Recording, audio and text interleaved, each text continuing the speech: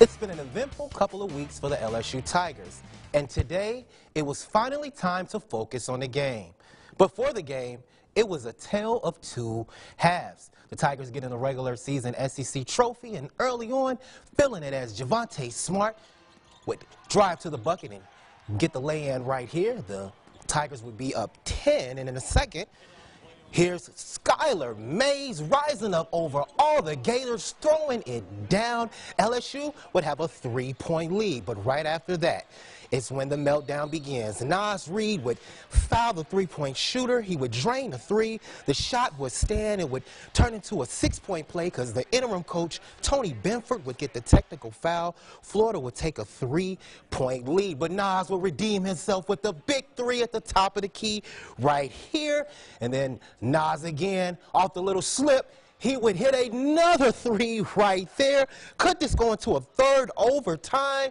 No. Florida says, I got this. Game 76-73. LSU goes down, and we take it out to Nashville Live with Brian Holland. And Brian, this was a disappointing finish for the Tigers, right? Yeah, it is, but it's exactly who this LSU Tiger team has been all season long. I've already heard LSU fans on social media say, look, it would have been made the world of difference to have their head coach on the bench. And while I don't dispute that, this is exactly who they played like when Will Wade was on the bench earlier this year. Remember, 7 overtime games. They had trouble putting away just average teams, much less NCAA tournament teams. I believe Florida is an NCAA tournament team, so give them credit. But you had a 13-point lead in the second half, and defensively, LSU allowing the Gators to shoot almost 60% from the field. That's not going to get it done, especially in the tournament next week. So I asked the leader of this team, Skylar Mays, what the lesson learned was. Yeah, I mean, just leave everything on the floor, and I don't think we can say that we did that today. So the great thing is that we have another chance at it, and with much higher stakes. So we're the hunted team. We were the #1 seed coming in, and we got beat. Nobody cares what seed you are, so we can't. You know, obviously we're going to be one of the higher seeds, so we can't. That's not an advantage at all.